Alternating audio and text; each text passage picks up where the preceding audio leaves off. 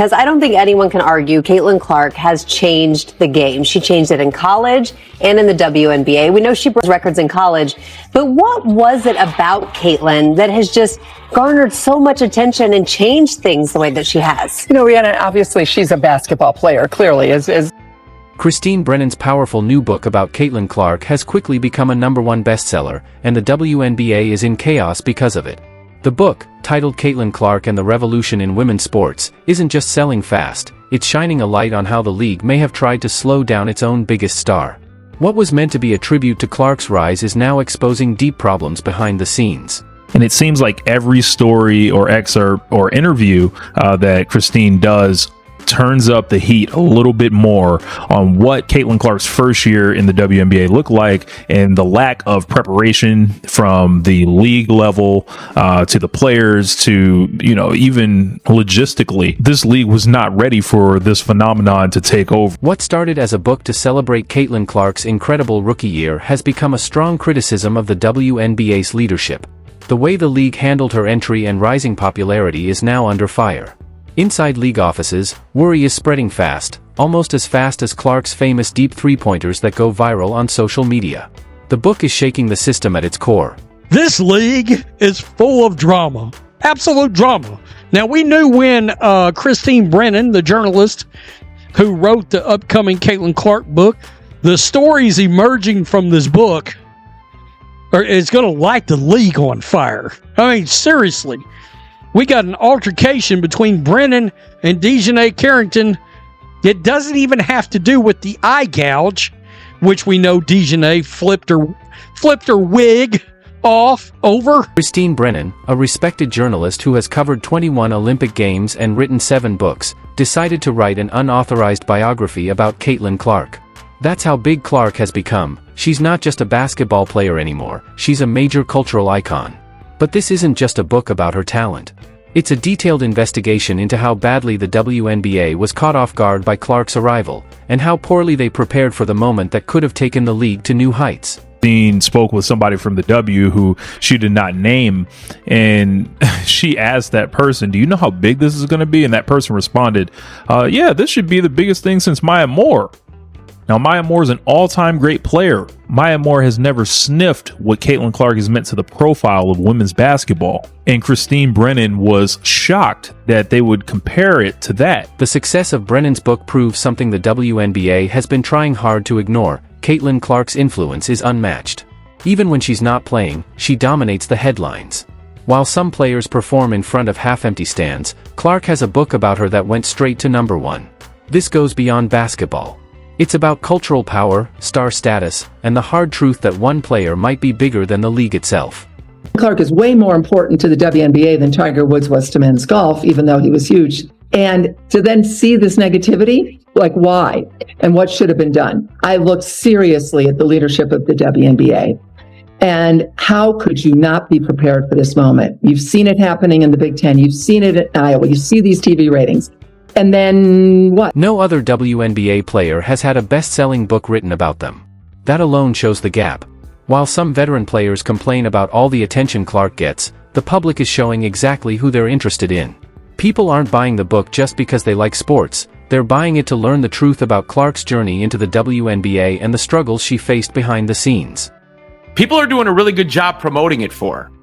I mean, for the folks who are against the Brennan notion or the promotion, they surely are doing a lot of promoting for her. I mean, Jane Carrington. One shocking detail in the book is that the day after Clark declared for the WNBA draft, she personally called a high-ranking league official to see if they understood how big this moment was. The official compared her to Maya Moore, an amazing player, but nowhere near the cultural wave Clark brought with her. That comment showed how badly the league underestimated her. Clark wasn't just a great draft pick. She was a once-in-a-generation star who had already broken every college basketball viewership record. And this person said, well, this is probably the biggest thing that happened in the WNBA since Maya. And Maya Moore is a great basketball player and deserved to have the kind of attention that kept getting, but never got it. The notion that the WNBA wasn't ready, couldn't believe that this could happen. I think it set in motion so many issues in the conversations we've had about the jealousy and the concern that some of the players, the cheap shot hits, Kennedy Carter last year and this year, Dana, that it just was the sense that this incredible thing is. The book's popularity isn't limited to the US, it's global. It's showing that Caitlin Clark's fame is worldwide, reaching people far outside of normal WNBA circles. Fans have traveled from places like Mexico and Hawaii just to watch her play.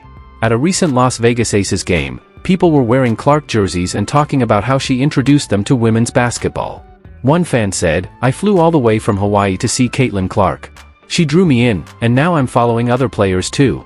What's going on, y'all? This is Fierce on the court. This is GT. Look, I just met a young fan right here who traveled over 852 miles in CCC.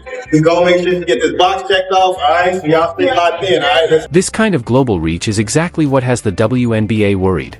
The league is realizing that Clark's fanbase isn't just basketball fans, it's a worldwide audience that discovered women's basketball through her. These fans are loyal to Clark, not necessarily the league. When she's injured and can't play, ticket prices crash, sometimes by 70% within 48 hours. When she's healthy, games get moved to bigger arenas. The Washington Mystics moved their matchup with the Fever from a 4,200-seat gym to a 20,000-seat arena because of her. The Las Vegas Aces moved their game to the T-Mobile Arena for the same reason. These fans aren't just here for basketball. They're here for Caitlin Clark. We're going on vacation to Las Vegas, and we are going to go see Caitlin Clark at the Indiana Fever against the Aces. No way! We already have tickets. Really? Thank you! Thank you! Caitlin Clark, once in a lifetime opportunity. Thank you, guys! While other players are trying hard to grow their online presence and get media coverage, Caitlin Clark is being promoted by one of the biggest publishers in the country. Scribner, a division of Simon & Schuster, didn't just publish Brennan's book, they're treating it like a major cultural moment.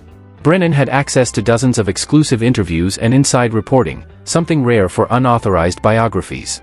She even convinced her editors to let her spend 6 full weeks documenting Clark's rookie season, because she knew this was bigger than just basketball. All right, black and white sports supporters, let's talk about Jane Carrington, because she's angry. Dejanay's mad. That's right, she's mad about Christine Brennan's book and some of the stories that are emerging from said book. Now, what's interesting about what it is that Dejanay's saying here is you do realize there were witnesses to said story that came out. And if you actually pulled the journalist in the court, they're going to bring those witnesses in and be like, she walked in and this is exactly what happened. And the judge is going to look over at you and go. This wasn't just another sports story. It was about history in the making.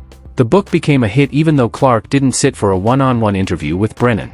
That shows how hungry the public is for honest, deep reporting on Clark. The book's success is a major warning to the WNBA. It reveals to regular people, not just basketball fans, how badly the league mishandled their biggest opportunity. Big publishers don't approve books like this unless they know the demand is huge. And now, the numbers prove that Caitlin Clark is a national and global phenomenon. Ended in Paris, came back, went to Indy, and I was with the Fever every step of the way. Wow. I got a chance to ask her 40 to 50 questions. Everything was, nothing was off limits. And she is, as I say in the book, she's 22 going on 40 or 50. Everything you can thrown tell. at her. I asked her about her like of the Taylor Swift post about Kamala Harris, endorsing Kamala Harris. Would she be endorsing her? You could ask those kinds of questions. Most athletes, as you know, aren't happy when you ask those questions. She looks you in the eye. She gives you long answers. She's direct. She's also very, very funny. And everything was thrown at her. And she handled it in a beautiful way. I say this to